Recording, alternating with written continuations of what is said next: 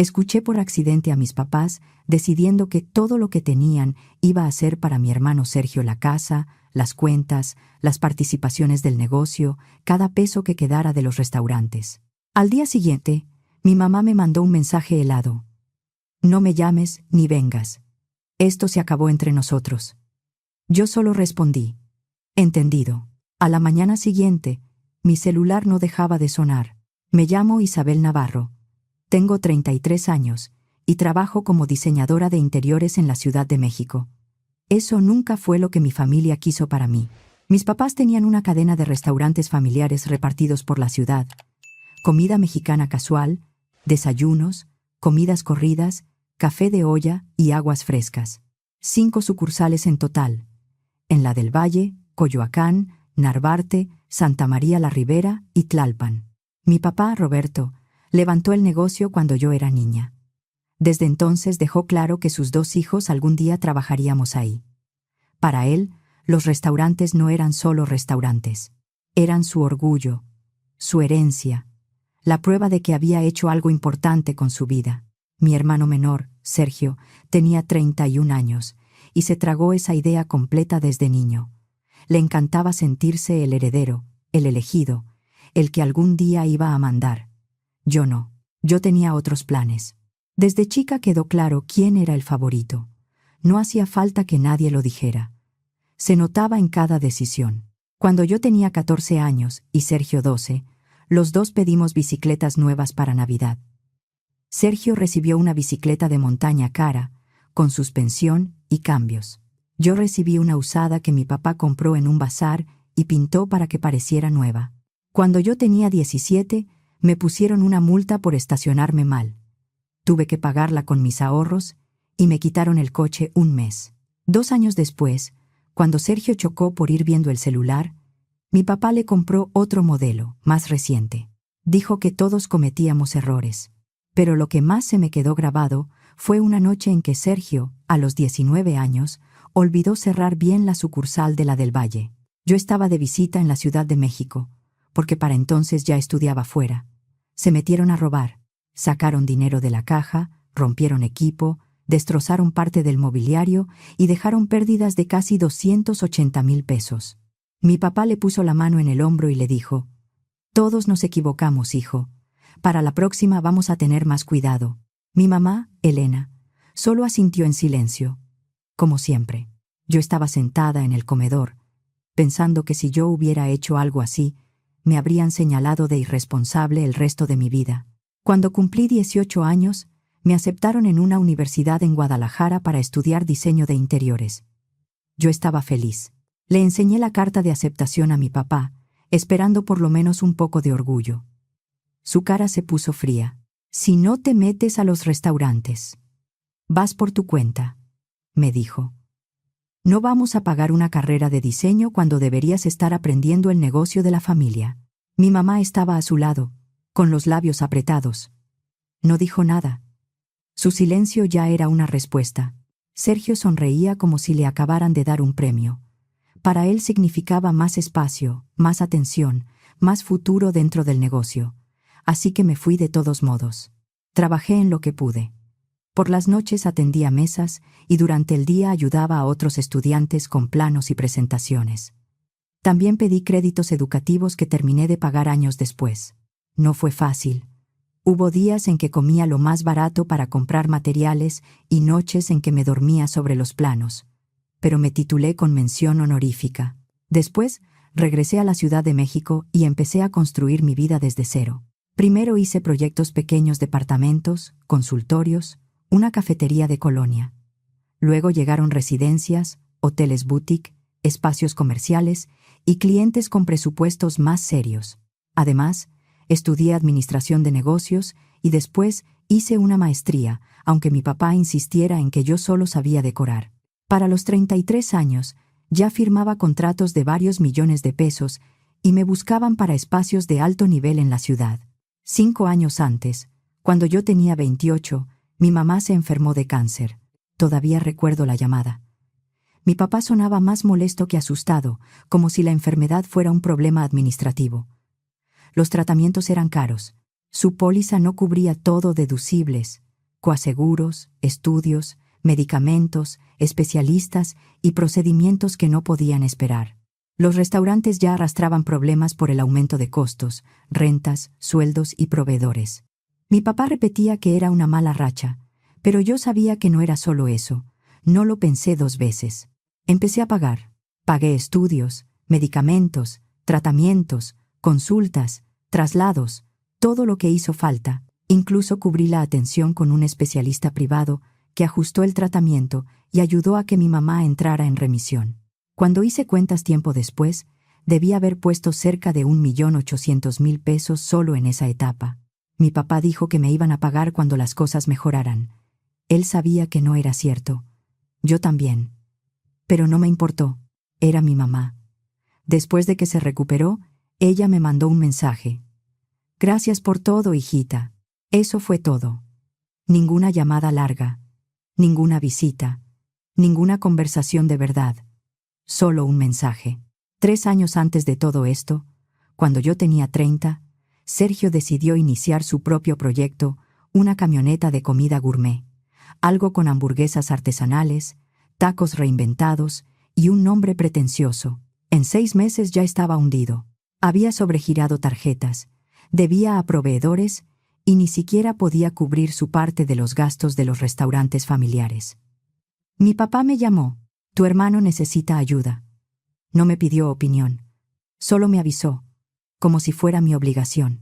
Transferí 450.000 pesos para cubrir deudas de Sergio y otros 270.000 pesos para que los restaurantes no se fueran abajo en ese momento. ¿Y saben qué hizo Sergio en la siguiente carne asada familiar? Se paró con una cerveza en la mano y le contó a todos que había sabido navegar una etapa complicada del mercado, que había reestructurado sus finanzas y que estaba listo para volver más fuerte. Ni una palabra de mi dinero. Ni una. Pero yo seguí dando. Cuando se descompuso equipo de cocina, yo pagué. Cuando mi mamá necesitó consultas de seguimiento, yo pagué. Cuando hubo que arreglarse con una clienta que se cayó en un restaurante, yo pagué. Cuando faltó para gas, luz o proveedores, yo pagué. Algunos apoyos eran de emergencia. Otros se volvieron costumbre. Había meses en que ni siquiera preguntaban si podía. Solo asumían que yo iba a resolverlo. Cada vez pensaba, tal vez ahora sí van a verme como algo más que una cartera abierta. Pero no. En cada comida familiar, mi papá hablaba de los restaurantes, del potencial de Sergio, de su visión para crecer. Mi mamá lo escuchaba con una sonrisa cansada. Sergio asentía como si ya fuera director general de algo enorme. Y yo, que sostenía muchas de esas cuentas, quedaba sentada ahí como invitada de piedra. Así llegamos al presente. Los restaurantes de mi papá otra vez estaban perdiendo dinero. Me llamó a principios de semana y dijo que necesitábamos una cena familiar para hablar de asuntos importantes del negocio. Fui a su casa en Coyoacán un jueves por la noche. Salí con más de 1 hora de margen, porque cruzar media ciudad por la tarde puede volverse eterno. Aún así, llegué casi a la hora exacta. Mi mamá había preparado guisado de res con papas, el platillo favorito de mi papá. La mesa tenía esa formalidad rara de las cenas donde uno sabe que no lo invitaron por cariño. Sergio estaba ahí con su prometida, Marcela. Llevaban más o menos 1 año juntos. Marcela me caía bien. Era inteligente, centrada, demasiado sensata para mi hermano. Sergio decía que ella estaba aprendiendo la parte administrativa del negocio para ayudar cuando se casaran. Apenas habíamos empezado a comer cuando mi papá se aclaró la garganta.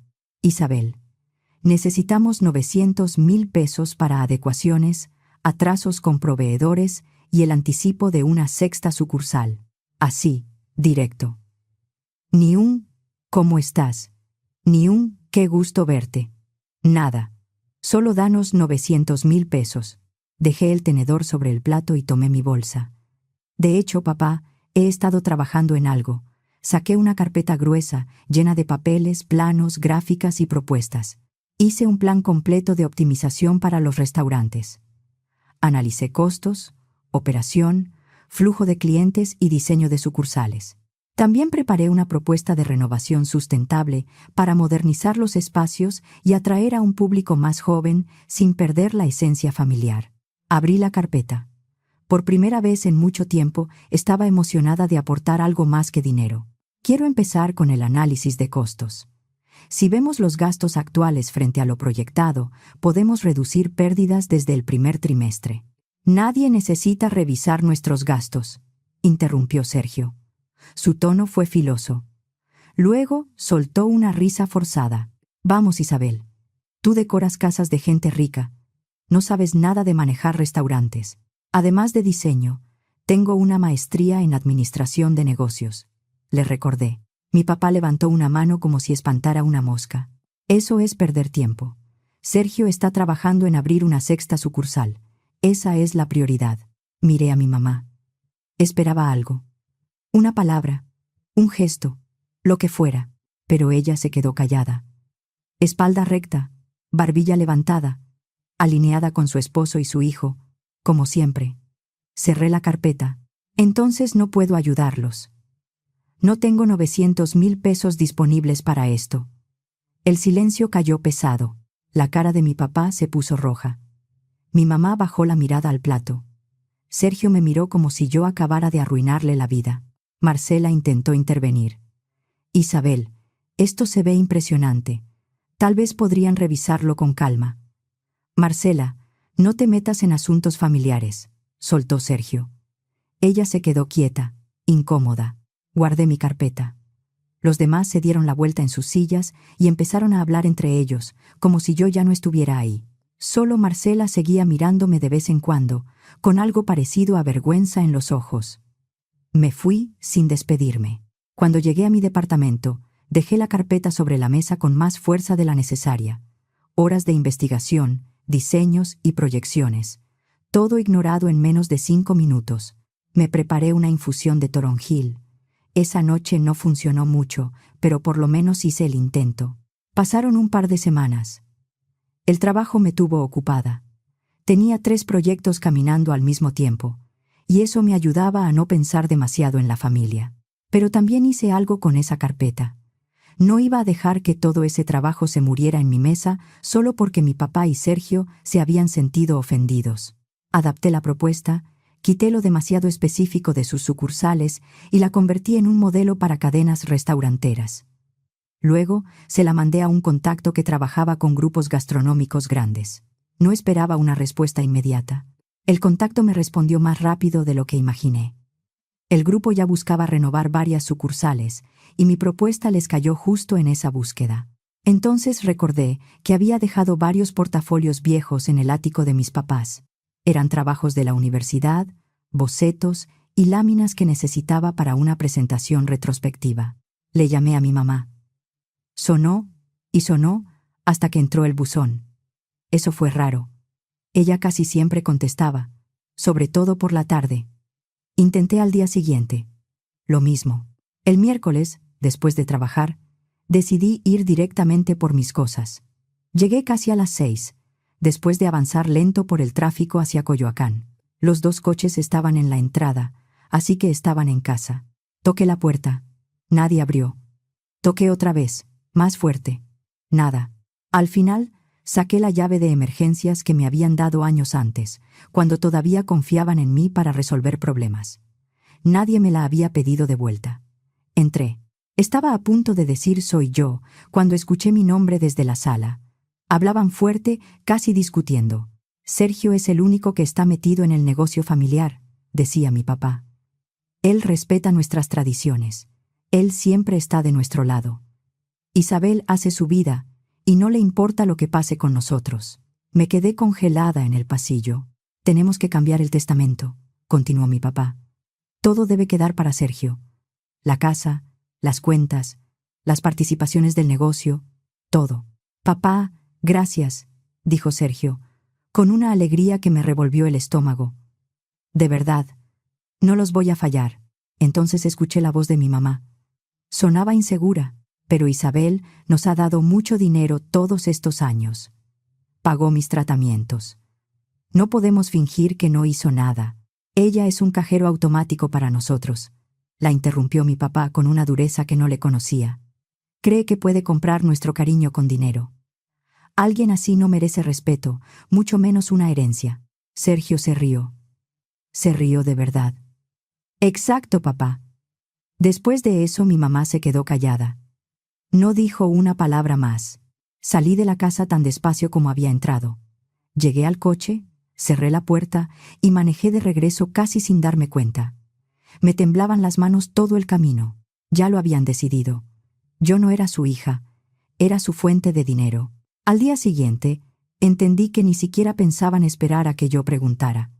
Para ellos, negarme a darles otros 900,000 pesos había sido una traición. Todo lo que yo había pagado antes ya no contaba. Mi celular vibró con un mensaje de mi mamá. No me llames ni vengas. Esto se acabó entre nosotros. Así nada más. Sin explicación, sin contexto.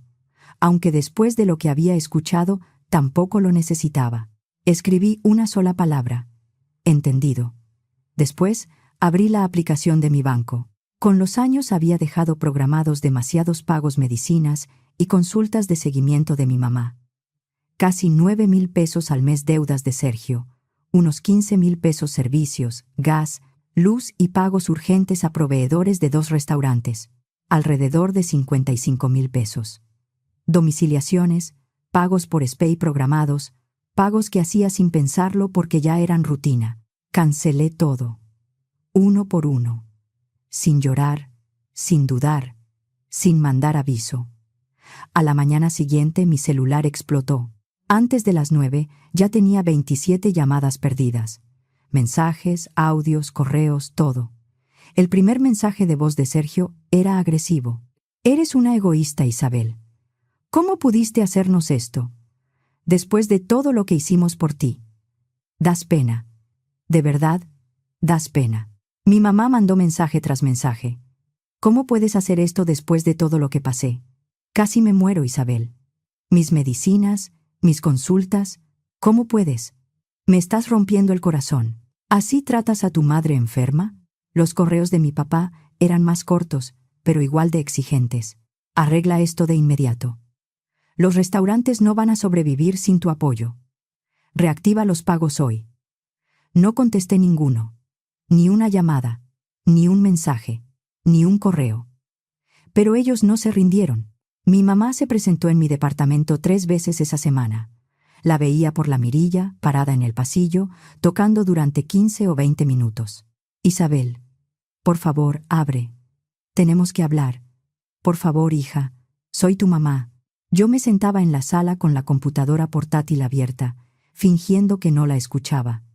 Tarde o temprano se iba, pero siempre volvía. Lo peor fue cuando Sergio empezó a aparecer en mi oficina. Primero se quedaba cerca de la recepción. Luego empezó a esperarme afuera del edificio, junto a la entrada del estacionamiento. Una tarde me cerró el paso. No puedes evitarnos para siempre, dijo. Hazte a un lado, Sergio. Nos debes esto. Me lo debes a mí. Yo no te debo nada.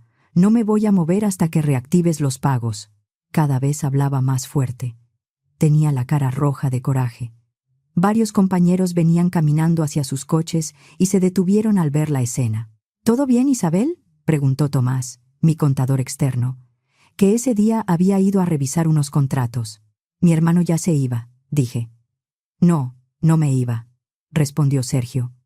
Tomás y otros 2 compañeros se acercaron un poco más. Yo creo que sí, dijo Tomás.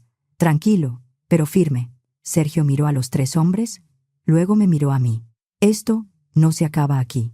Se fue, pero ese mismo día avisé a recepción y al guardia del estacionamiento que no lo dejaran subir.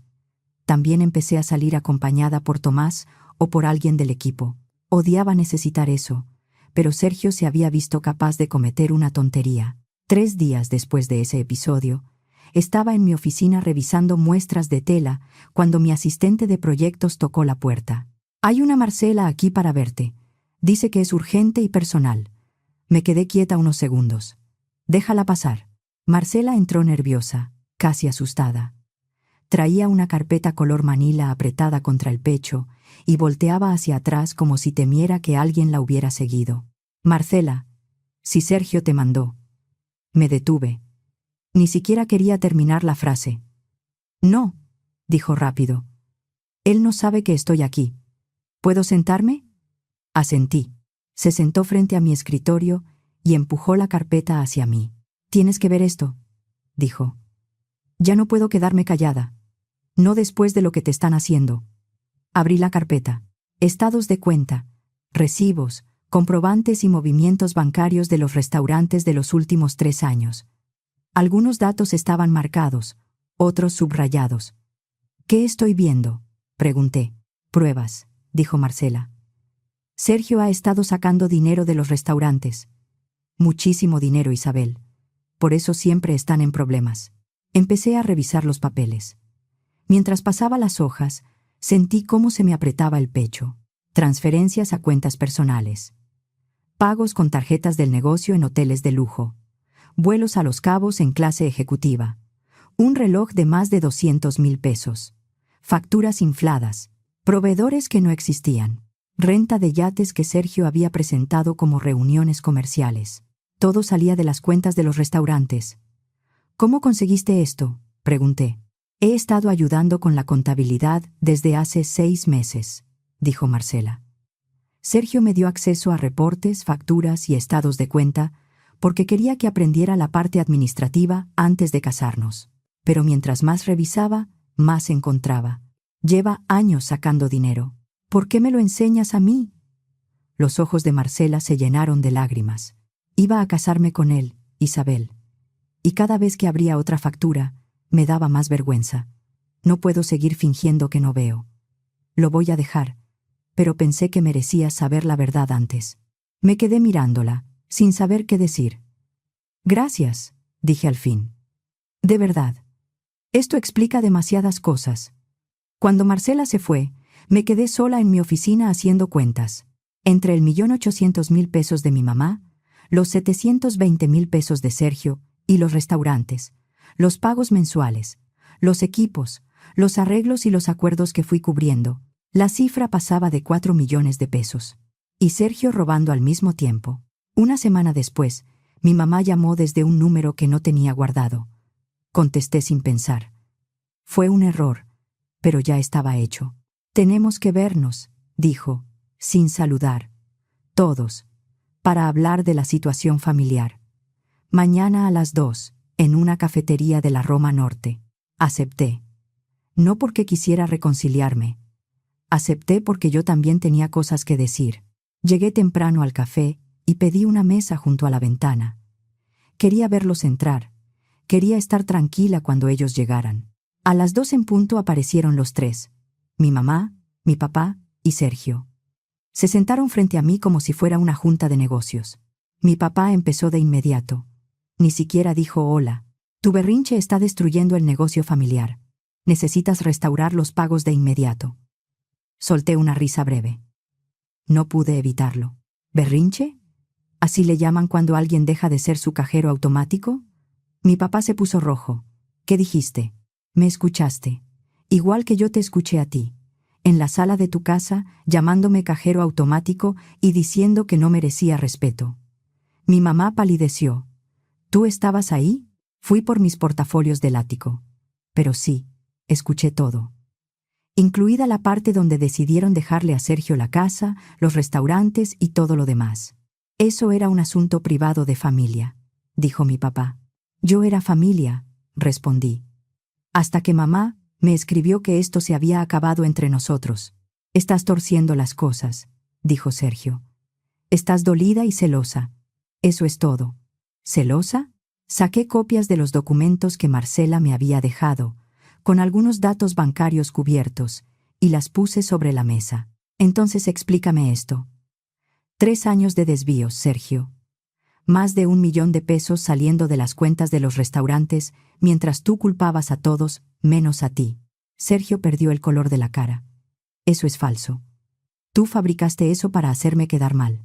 Mi papá tomó los papeles y empezó a revisarlos. Miró 2 hojas. La mandíbula se le tensó. Por un segundo vi que entendía. Luego hizo lo de siempre, eligió no mirar. Volvió la mirada hacia mí. «¿Ahora nos estás espiando? ¿Quieres destruir a esta familia?». «He dado más de 4 millones de pesos a esta familia», dije. «Mientras Sergio robaba. Mientras ustedes me llamaban cajero automático. Mientras me sacaban del testamento. La familia ayuda a la familia», dijo mi papá. ¿De verdad? Entonces, ¿dónde está la ayuda de Sergio? Ah, cierto. Está demasiado ocupado sacando dinero. Yo no robé nada, gritó Sergio. Lo suficientemente fuerte para que varias mesas voltearan. Los comprobantes dicen otra cosa. Incluso si hubiera algunas irregularidades, dijo mi papá con cuidado, eso es un asunto interno. No tenías derecho a cortarnos así. Tenía todo el derecho. Es mi dinero. Los restaurantes van a quebrar. Entonces que Sergio los salve. Es el hijo del que están orgullosos, ¿no? El que merece quedarse con todo. Mi papá me miró con una frialdad que antes me habría dolido más.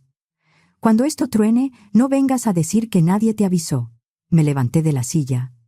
Me acomodé la bolsa al hombro y, antes de irme, recordé algo. Ah, antes de que se me olvide. ¿Se acuerdan del plan de negocio que rechazaron? ¿Ese que Sergio dijo que no servía para nada? Mi mamá levantó la vista.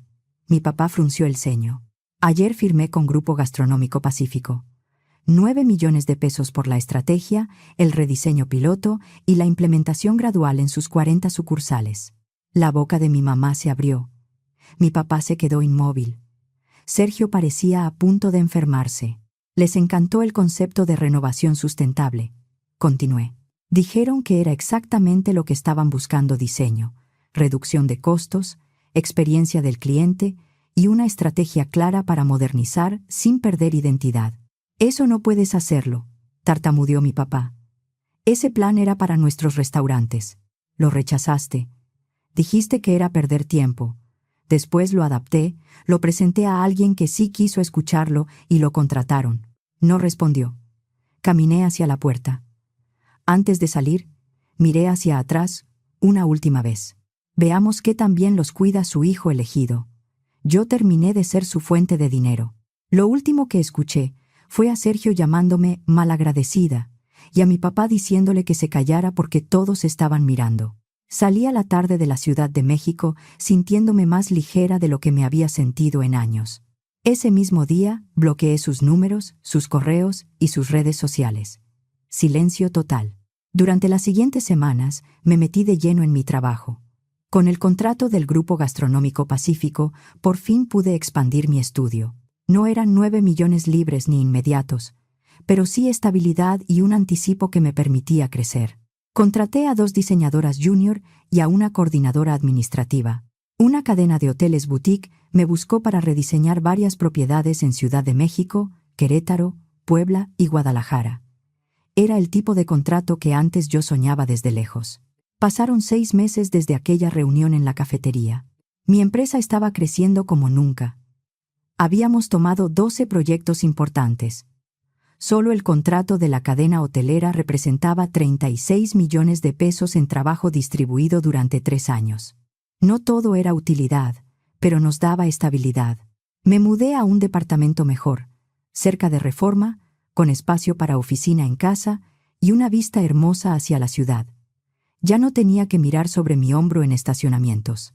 Ya no había golpes en la puerta que fingía no escuchar. Ya no había llamadas de emergencia que en realidad eran solicitudes de dinero. Por primera vez en años, mi vida estaba tranquila. Una tarde, mientras hacía compras en City Market, me encontré con mi tía Patricia. Era hermana de mi papá, pero ella y yo siempre habíamos tenido buena relación.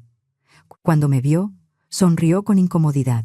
Isabel, hija, ¿cómo estás? Bien, tía. De verdad bien. Ella acomodó la bolsa en su brazo, como si estuviera decidiendo si debía decir algo. ¿Has sabido algo de los restaurantes? No, ya no existen, dijo. Fueron cayendo uno por uno. Primero redujeron horarios, luego cerraron 2 sucursales, después vendieron equipo para pagar deudas. El mes pasado cerraron la última. Sin tus pagos, con proveedores encima y con Sergio sacando dinero hasta el final, no aguantaron ni medio año. Sentí algo, pero no fue satisfacción. Tampoco tristeza. Fue más bien un vacío sereno, como si una parte de mi historia terminara de caer en su lugar. Ya veo, Sergio está en problemas legales, siguió mi tía. Cuando los proveedores empezaron a demandar, tu papá contrató a un contador externo para negociar deudas. Ahí salió más de lo que ya se sabía. Sergio siguió sacando dinero hasta el final. Tu papá tardó demasiado en quitarle las claves bancarias, y para cuando quiso hacerlo, ya quedaba muy poco. Respiré hondo. ¿Y mis papás? Vendieron la casa de Coyoacán. Compraron un departamento pequeño. Tu papá está trabajando en una tienda de materiales y herramientas. Tu mamá consiguió medio tiempo en Liverpool. Los padres del hijo de oro, reducidos a vender la casa y empezar de nuevo en sus 60s. La ironía era demasiado clara para ignorarla. Preguntaron por ti, dijo mi tía con cuidado. No te estoy diciendo que los perdones. Solo pensé que debías saberlo. Le agradecí y terminé mis compras. El encuentro se me quedó dando vueltas, pero no lo suficiente para buscarlos. 2 semanas después, recibí una llamada de un número que no tenía guardado. Contra mi buen juicio, contesté. Isabel, dijo mi mamá. Sonaba más vieja, cansada. Por favor, no cuelgues. ¿Qué quieres? Necesitaba disculparme, no pedirte nada, solo decirte que lo siento. Me quedé en silencio. No sé cómo arreglar esto, continuó. Ni siquiera sé si tengo derecho a llamarte. Te fallamos, te usamos. Elegimos a Sergio sobre ti una y otra vez. Yo debí defenderte cuando tu papá te llamó cajero automático. Debí decir algo, pero me quedé callada. Fui cobarde. Sentí un nudo en la garganta, pero no cedí. ¿Lo sientes porque lo perdieron todo? ¿O porque me lastimaron? Hubo una pausa larga. Las dos cosas, dijo al fin. Sé que suena horrible, pero es la verdad. Perderlo todo me obligó a mirar lo que habíamos hecho. Te valoramos más por lo que pagabas que por lo que eras. Y eso no tiene perdón fácil. Por lo menos estás siendo honesta. ¿Podríamos tomar un café algún día? No ahora, si no quieres. Solo para hablar. No voy a pedirte dinero. No voy a mandarte a nadie. Solo quería saber si algún día... No, dije con firmeza. Tú me escribiste que esto se había acabado entre nosotros. En ese momento lo dijiste en serio. Ahora yo también. La escuché respirar del otro lado de la línea. Entiendo, dijo, con la voz quebrada. No voy a insistir. Solo quiero que sepas que sí estoy orgullosa de ti. Me tardé demasiado en decirlo, y ya no sirve de mucho, pero es verdad.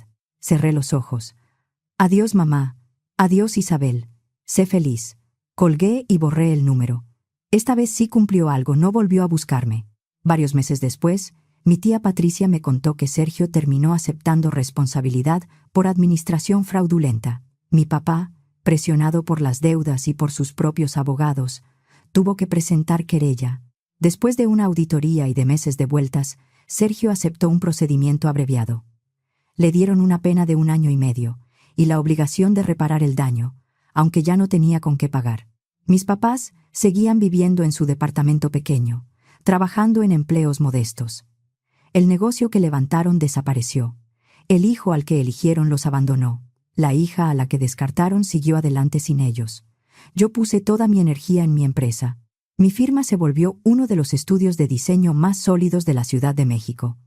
Llegamos a 18 empleados, abrimos una oficina pequeña en Guadalajara y teníamos más trabajo del que podíamos aceptar. El mes pasado firmé la compra de una casa en San Ángel, con crédito y con años de ahorro encima. Es una casa antigua remodelada, con 4 recámaras, pisos de madera originales y un jardín que me recuerda al que mi mamá cuidaba antes de que todo girara alrededor de los restaurantes y de Sergio. A veces paso cerca de una de las antiguas sucursales. Ya no queda casi nada. Una es cafetería de especialidad. Otra es un estudio de yoga. Otra se convirtió en un restaurante vietnamita que, según dicen, es buenísimo. En una de las ventanas todavía se alcanza a ver la sombra donde antes estaba el letrero del negocio familiar. Eso es todo lo que queda de su legado.